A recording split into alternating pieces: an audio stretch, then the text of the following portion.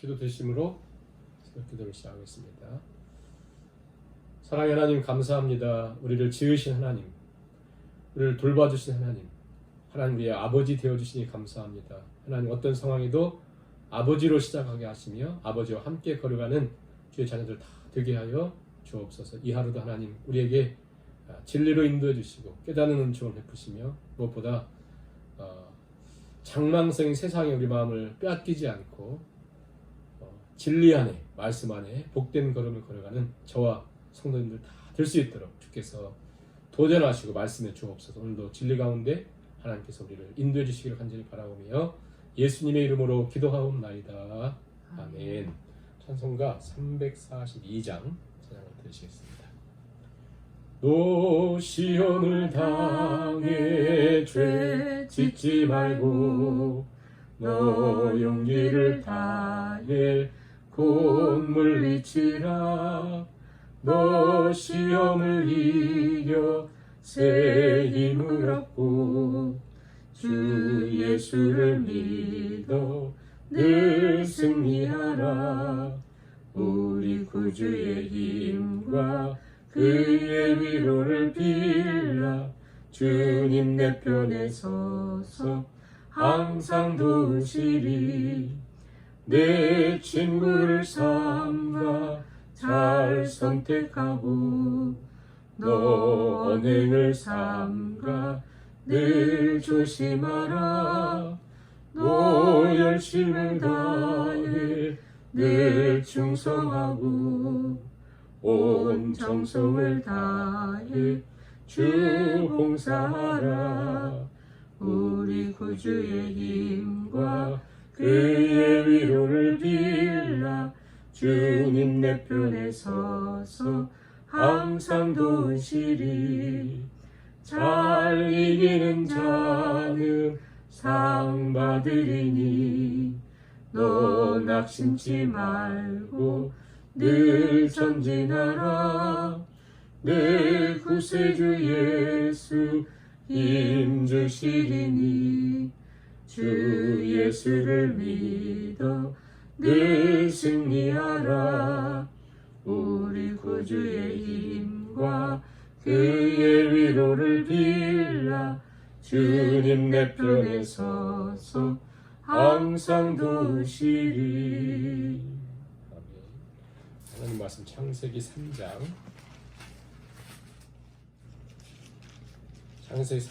1절에서 7절까지 말씀을 보겠습니다. 그런데 뱀은 여호와 하나님이 지으신 들짐승 중에 가장 간교하니라. 뱀이 여자에게 물어 이르되 하나님이 참으로 너희에게 동산 모든 나무의 열매를 먹지 말라 하시더냐. 여자가 뱀에게 말하되 동산 나무의 열매를 우리가 먹을 수 있으나 동산 중앙에 있는 나무의 열매는 하나님의 말씀에 너희는 먹지도 말고 만지지도 말라. 너희가 죽을까 하노라 하셨느니라. 뱀이 여자에게 이르되 너희가 결코 죽지 아니하리라. 너희가 그것을 먹는 날에는 너희 눈이 밝아져 하나님과 같이 되어 선악을 알 줄 하나님이 아심이니라. 여자가 그 나무를 본즉 먹음직도 하고 보암직도 하고 지혜롭게 할 만큼 탐스럽기도 한 나무인지라.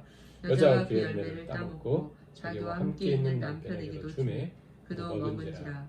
이에 그들의 눈이 밝아져 자기들이 벗은 줄 알고 무화과 나무 잎을 엮어 치마로 삼았더라. 아멘. 오늘은 창세기 3장 말씀을 상고하겠습니다. 신구약 성경 전체에서 가장 심각한, 가장 슬프고 가장 가슴 아픈 내용을 보게 됩니다. 행복의 길에서 불행을 걷게 된 치명적인 사건이죠. 가장 슬픈 인간이 처한 현재 상황을 현주소를 말해주고 있습니다. 창세기 3장 굉장히 간략하거든요. 간략한 이 사건이 그 인류 전체, 성경 전체의 가장 사건이 뭡니까? 하나는 하나님의 창조, 하나님의 창조. 그 다음에 세 번째는 예수님의 십자가 사건, 다시 오심이잖아요. 그 다음에 뭐냐면 타락, 이 짧은 이 사건이 이렇게 심각한 문제를 일으키죠. 창세기 1장, 2장에 완벽한 창조 안에 완벽한 창조 하나님의 3장에서 이 타락으로 인해서 4장부터 쭉 읽어 가느라면 모든 내용들이 질투, 분노, 살인, 거짓, 타락, 배신, 심판, 고통, 모든 질병, 막 모든 게 다 찾아와요. 이 3장 이 타락 사건 때문에. 그래서 이 3장은 가장 슬픈 사건인데 이 말씀을 잘 기억해야 되는 것은 이 사건이 아담과 하와의 사건으로 끝나는 것이 아니라 이 사건이 오늘 이곳에 있는 저에게까지, 여러분에게까지 영향을 그대로 줬다는 데 이제 문제가 있습니다. 로마서 5장에 사도 바울은 이렇게 얘기했죠. 이러므로 한 사람으로 말미암아 죄가 세상에 들어오고 죄로 말미암아 사망이 왔나니 이와 같이 모든 사람이 죄를 지었으므로 사망이 모든 사람에게 이르렀느니라. 아담과 하와가 대표였다. 인류의 대표. 그들이 죄를 지음으로 우리 축구 선수들이 나가서 일본과 축구에서 이기면 우리가 이겼다 그럽니다. 우리가 축구한 건 아닌데 대표가 이겼기 때문에 그런 것이죠. 그런 것처럼 아담이 죄를 지을 때 아담 안에서 모든 사람이 죄를 지었습니다. 우리가 원죄라고 하죠. 원죄. 근데 이 죄를 짓자 찾아오는 것이 두려움, 수치심, 그 심리학자들도 상담자들도 인간의 가장 무서운 게 2가지, 두려움과 수치심, 공포를 느끼는 것, 바로 두려움과 수치심, 죄의 결과, 비극이죠. 하나님 형상대로, 하나님 모양을 따라 지음받은 인생, 그리고 2장에 보면 여러 동물들, 생물들 이름까지 다 지어주고 에덴을 상속받은, 그래서 그 모든 걸 다스릴 수 있는 능력과 권한을 받은, 갑자기 뱀의 말을 들으면서, 근데 가장 간교한, 그러니까 이게 이제 마귀가 사단이 뱀을 이용해서 이제 하는 거잖아요. 사단은 절대 자기 정체를 드러나지 않습니다. 왜냐하면 마귀가 정체가 드러나는 끝이니까 그런 것이죠. 그런데 이 사단 마귀의 그 전략은 오직 거짓으로 요한복음 8장 44절에 보면 너희는 너희 아비 마귀에게서 났으니 전 처음부터 살인자다. 처음부터 살인했다. 그러니까 마귀와 사단이 살인자인데 칼로, 총으로, 무기로 살인한 거 아닙니다. 설명이 나옵니다. 이는 저가 거짓말장이요 거짓의 아비다. 그러니까 거짓말로 사람을 죽이고 거짓말로 우리 인생을 망하게 하는 거죠. 처음 살인자인데 거짓말로 온 인류를 죽이는 것이죠.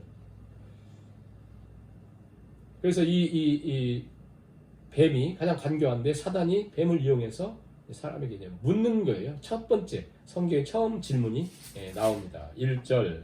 근데 뱀은 여호와 하나님이 지으신 들짐 중에 가장 간교하다. 뱀이 여자에게 물어 이르되 하나님이 참으로 너에게 동산 모든 나무 열매를 먹지 말라 하시더냐 라고 하면서 이제 질문을 하죠. 왜 질문을 하냐면 이 질문의 의도 속에는 의도가 있잖아요. 이 질문을 그냥 던진 게 아니라 질문에 목적이 있을 거 아니에요. 그 목적은 뭐냐면 하와로 하여금 이 질문을 해요. 이 질문을 하면서 무엇을 의도했냐면 이게 우리가 듣고 보는 매스컴들 또 사람들 소리 이것 속에 굉장히 주의해야 될 게 바로 이런 거죠. 하와에게 질문한 게 별 질문 아니에요. 근데 이 질문을 통해서 의도하는 것이 뭐냐면 네가 하나님 말씀하신 것을 한번 판단해봐라. 너도 다 그 머리가 있는데 너 배운 사람인데 판단해봐라 그거죠. 판단해봐라. 그래서 판단하도록 유도하고 판단하자 의심이 생기잖아요. 의심하다 보니까 하나님을 믿지 못하죠. 이제 이 시퀀스, 이 과정을 보세요. 자, 어떤 걸 딱 던집니다. 왜 던지냐면 그 질문을 왜 던지냐면 마귀가 사단이 그걸 통해서 판단하라고, 내 생각을 판단하라고, 하나님 주신 일방적으로 받지 말고 판단하라. 네가 판단하라. 그리고 판단을 해보니까 내 생각을 판단해보니까 의심이 생기죠. 의심을 하다가 어떻게 결국 하나님 말씀에 대한 불신. 그래서 원죄를 그 종교 개혁자들 특히 존 칼빈은 원죄를 뭐라고 설명하냐면 불신앙과 교만이다. 내가 판단하는 거죠. 불신앙, 믿지 않는 것. 불신앙과 교만이다. 이렇게 얘기를 해요. 그러니까 사단이 3가지로 공격을 하는 것이죠. 뭐라고 얘기하냐면 4절, 5절 보세요. 그러니까 이 사단이 뱀을 통해 한 얘기는 이거밖에 없어요. 뱀이 여자에게 이르되 안 죽어 그랬잖아. 안 죽어. 그리고 너 먹는 날에는 눈이 밝아져 하나님같이 되어서 선악을 알 줄 하나님이 아시기 때문에 그래서 못 먹게 했다. 그러니까 첫 번째 하나님 말씀을 왜곡시키죠. 왜곡. 사단이 하는 것을 왜곡시킵니다. 두 번째 거역했을 때 별로 위험하지 않아. 위험하지 않아. 세 번째 불순종에도 도리어 네 눈이 밝아져 유익이 있어. 그렇게 얘기합니다. 자, 인류가 망하는 것은 이렇게 우리가 현재까지 힘들게 사는 것은 큰일이 아니었어요. 사단이 딱 세 번 1절 4절 5절 이거밖에 없어요. 1절 4절 5절 네? 그거밖에 한 얘기가 없습니다. 아주 작은 거예요. 근데 그 얘기가 다 뭐냐면 한마디로 하나님 말씀을 왜곡시킨 거죠. 왜곡시킨 거. 그 다음에 성경 보세요. 계속 하나님 말씀을 가감하지 말아라. 하나님 말씀을 빼면 내가 너희를 빼앗을 것이요 생명체 뺄 것이요 너희가 그 가감하면 내가 너희를 그렇게 할 것이다. 만일 누구든지 이것들 외에 더하면 하나님이 기록된 재앙들 그에게 더하실 것이요. 요한계시록에 보면 계속 그렇잖아요. 그러니까 사단이 하나님의 존재성을 부인한 적이 없어요. 마귀가 예수님께 막 나와가지고 귀신 들린 사람들 나와서 뭐라고 합니까? 당신이 하나님의 아들이라고 계속 그러잖아요. 사람들은 믿지 않는데 귀신들은 하나님의 아들을 인정을 해요. 믿지 않고 따르지 않아서 그런 것이죠. 그런 것처럼 그들은 하나님을 부인하는 것이 아니라 하나님 주신 말씀을 왜곡시킨다. 우리 안에 하나님 말씀에 대한 불신앙, 왜곡됨이 있다는 것은 결국 사단의 어떤 그런 일들이 있다. 그게 이제 우리 마음에 왜곡을 시키니까 하와의 마음속에 어떤 마음이 듭니까? 전에는 전혀 그런 걸 보지도 않았는데 보암직도 하고 먹음직도 하고 지혜롭게 할 만큼 탐스럽게 보였다. 그렇게 얘기하잖아요. 자, 그렇게 되자 7절 보세요. 이제 따먹었습니다. 그러자 이에 그들의 눈이 밝아져 자기들이 벗은 줄 알았다. 눈이 밝아졌다. 벗은 것을 보게 되었습니다. 수치심을 알게 되었어요. 선악을 알게 됐습니다. 자, 그러면 문제는 뭐냐면 우리 이렇게 질문을 할 수 있잖아요. 선악을 구별을 할 수 있다. 선악을 알아요. 그런 게 복인가요? 아니라는 거예요. 사람은 다 보세요. 모든 사람을 어떻게 망하게 하냐면 옳다고 하는 것으로 사람을 망하게 합니다. 자기 생각이 옳다고 생각하는 거죠. 자기는 옳다고 생각하면서 사람들 힘들게 해요. 다 하는 얘기 보세요. 내가 뭐 틀린 말 했어? 그러면 다 틀린 말 했어. 맞는 말에. 근데 그것 때문에 죽어요. 사람들은. 그러니까 사단이 시키는 것이 바로 그런 거거든요. 우리는 옳고 그름에 대해서는 알아요. 근데 그것을 지킬 만한, 그것을 이룰 만한 능력이 없기 때문에 이게 저주라고 말씀하는 거거든요.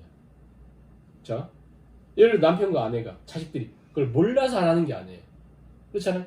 그것을 지킬 수 있는 힘이 없는 거거든요. 근데 그걸 자꾸 뭐라고 하니까 여기에 정신적 이상이 생기고 가정의 이상이 생기고 갈등이 생기고 그런 거거든요. 내가 그걸 몰라서 못 하나요? 내가 뭐 지금 뭐 틀린 말 했어? 아니 맞는 말이에요. 맞는 말로 사람을 죽인다니까요. 사람들은. 응? 그런데 그전엔 그들이 벌거벗지 않았기 때문에 그런 것이 아니거든요. 근데 그 선악을 먹자, 선악을 분별하자 갑자기 수치심이 생기고 두려움이 생기잖아요. 그전에는 그들이 무슨 뭐 다 입고 있었는 아니거든요. 하나님의 은혜와 하나님의 긍휼과 사랑이 그 마음을 덮고 있었기 때문에 그것이 보이지 않았을 뿐이거든요. 그러므로 우리가 자꾸 다른 사람들을 비난하고 정죄하고 판단하는 것은 이게 내 안에 심각한 문제가 있기 때문에 그런 거거든요. 내 안에 문제가 있다는 것을 얘기하는 거예요. 자꾸 남을 얘기하고 남탓하고 남을 지적하고 하는 것은 내 안에 문제가 있다. 내가 정말 하나님 안에 하나님 그분의 사랑으로 살면 내 안에 문제만 보이지 다른 눈에 보이지 않거든요. 그래서 예수님께서 너 남을 비판하지 말아라, 판단하지 마라 그러잖아요. 너희 안에 그 플랭크 그 큰 판잣대기를 갖고 있으면서 다른 사람의 톡박 그것을 그걸 뭐라고 한다. 자꾸 그러잖아요. 그런 것처럼 우리가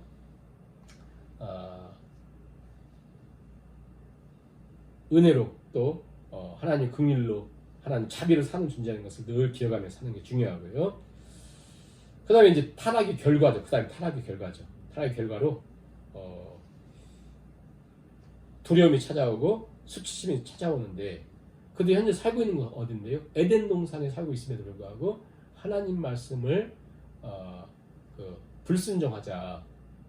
찾아오는 거거든요. 그건 어디 살아도 그 에덴이라 할지라도 하나님 말씀을 왜곡시키며 살면 두려움과 수치심 속에 사는구나. 이렇게 이해하시면 돼요. 어떤 사람도 궁궐 같은 데 살아도 근데 하나님을 섬기지 않으면 그 안에 깊은 두려움과 수치심 속에 살고 있다는 것을 기억하면 되겠고요. 그래서 하나님께서 아담을 찾죠. 네가 어디 있느냐. 어디 있는지 몰라서 그런 것이 아닙니다. 하나님을 등지고 살고 있는 그를 이게 물어보는 것이죠. 그래서 하나님께서 어찌하여 그렇게 되느냐 하자 10절 보세요. 이르되 내가 동산에서 하나님의 소리를 듣고 벗었으므로 두려워 숨었습니다.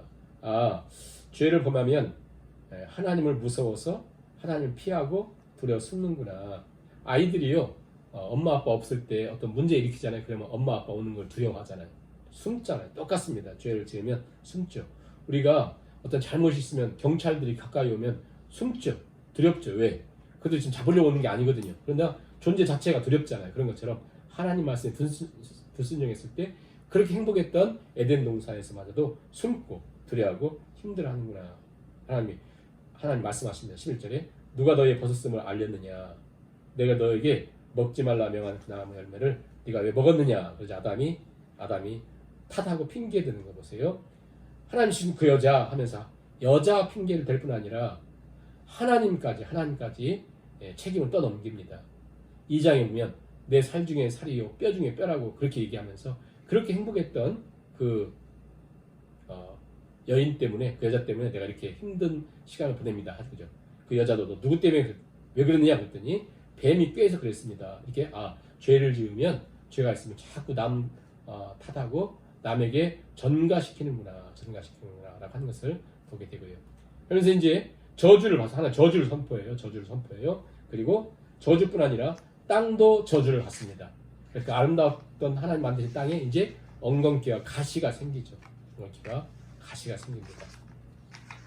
자, 이제는 인생 속에 뭐죠? 소망이 없어요. 더 이상 소망이 없어요. 한 가지만 소망이 있습니다. 그게 그 유명한 가장 처음 등장한 가스플 복음이죠. 그래서 우리는 제일 먼저 생겼다 해서 프로토 가스플 원시 복음 가장 먼저 생긴 복음인데요. 가장 중요해요, 여러분. 이게 이제 구약에서 가장 중요한 말씀이에요. 15절 한번 같이 읽어볼까요? 내가 너로 여자와 원수가 되게 하고 내 후손도 여자의 후손과 원수가 되게 하리니 여자의 후손은 내 머리를 상하게 할 것이요 너는 그의 발꿈치를 상하게 할 것이니라. 그렇죠? 그러니까 한마디로 소망이 뭐냐면 오직 여자의 후손을 통해서 예수님이죠. 멀리는 예수님의 후손을 통해서 지금 아담은 그걸 모르죠. 그런데 여자의 후손을 통해서 여자가 낳는 그 스페르마타 그러니까 여자가 낳는 그 후손을 통해서 뱀의 머리를 상하게 하면서 구원이 있다는 그 소망이 이게 이제 복음이고 진리인데요. 이게 오고 오는 세대 속에서 보세요. 죄를 범한 인생 아담과 하와를 통해서 가인이 태어나잖아요. 가인이 아벨을 죽입니다. 자, 그 라인이 형성돼요. 11장까지. 여기에 하나님 셋을 주셔요. 셋을 통한 후손이 이렇게 평행선처럼 이렇게 있어요. 이게 지금까지 계속되는 거 있거든요. 예수님 오실 때까지. 네, 자, 그 가인의 후손들이 즉 하나님이 마지막으로 프로토 가스펠 네 여인의 후손을 통해 준다고 한 이 소망을 붙잡은 사람과 붙잡지 않은 사람들의 라인은 계속해서 형성됩니다. 그래서 우리가 생각하면서 성경을 읽으셔야 되고 그게 이제 제가 4장 5장 가면서 계속 설명을 드릴게요. 계속 그 얘기가 당장 아담과 하와에게도 어떻게 등장이 되냐면 그게 너무 중요하니까요. 여자의 후손을 통해서 여자의 후손. 자, 아담과 하와는 탄생한 게 아닙니다. 하나님이 만드셨어요. 지으셨어요. 자, 그들은 임신한다는 것이 무엇인지도 모르고 이렇게 10개월 동안 배고 있다는 것도 모르고 아기가 태어난다는 것도 몰라요. 그 하나님 약속해 주셔요. 약속. 네 배에서 태어난 후손을 통해서 이 일이 있다. 일이 생긴다. 자, 이 믿음이 어떻게 이게 이제 그들의 소망 가운데 어떻게 드러나냐면 이제 그들이 끝나야 되잖아요. 이게 끝나버리면 인류는 없잖아요. 자, 이게 어떻게 드러나냐면 16절에 여자에게 이르되 내가 네게 임신하는 고통을 크게 더하리니 네가 수고하고 자식을 낳을 것이요 넌 남편을 원한다는 것이 뭐냐면 네가 남편을 이렇게 사랑하면서 네가 이렇게 남편 위에 이렇게 있는 거예요. 내가 얘기하면 잘 듣고 하는. 그러나 남편이 너를 다스릴 것이니라. 이게 얼마나 힘들어요. 그렇죠? 그러니까 이 여자의 특성이 뭐냐면 남편을 원해요. 남편을 내 수족처럼 이렇게 하기를 원해요. 여자분들이 이렇게. 그런데 남편이 너를 다스릴 것이다.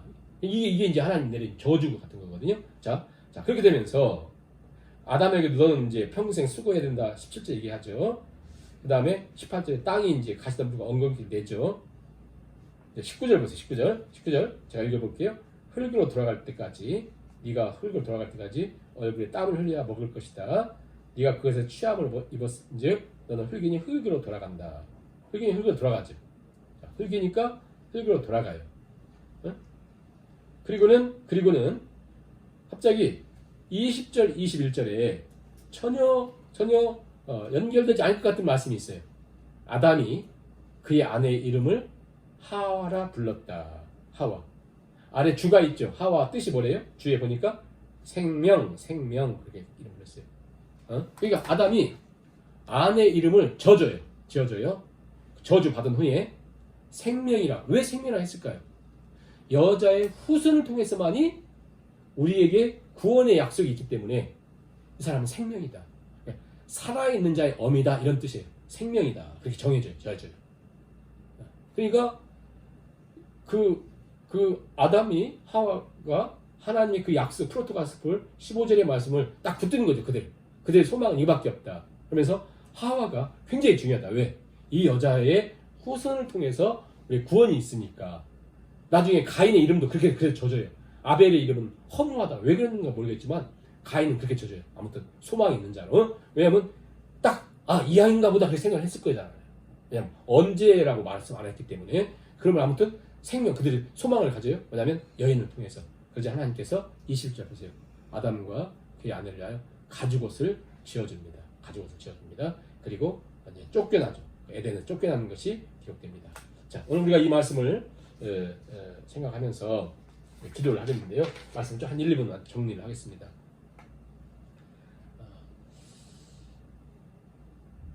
아담이 죄를 범하고 이제는 죽어야 돼. 끝나야 돼요. 하나님이 또 살 길을 주시잖아요. 이게 성경에 계속된 이야기고 우리 삶에 계속된 얘기예요.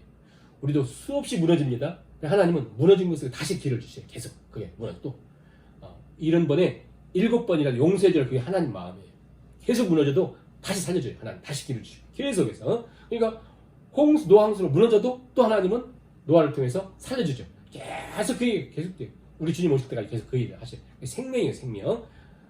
아담이 15절에 하나님 약속하자 소망이 없는 그들 속에 하와의 이름을 딱 변해줘요. 여자의 이름을 바꿔줘요. 원래는 이슈라고 남자인데 이샤라고 했어요. 여자 이샤. 그런데 하와라 생명이라 이렇게 바꿔줘요. 그 하와 생명이라는 말 왜 이렇게 중요하냐면 여호와라고 하는 이름이 동일하게 거기서 나오거든요. 이흐에 아쉐르 이흐에 아주 비동 똑같이 저 히브리의 하야동사예요. 하야동사. 생명이라 생명. 오직 우리 인생의 존재와 생명이 여기에 있다. 모세가 하나님께 당신이 뭐라고 할까 했더니 나는 스스로 있는 자다. 생명이 근원이다. 이렇게 말씀하잖아요. 그러니까 아담이 소망이 없는 그 속에서 소망을 붙잡아요.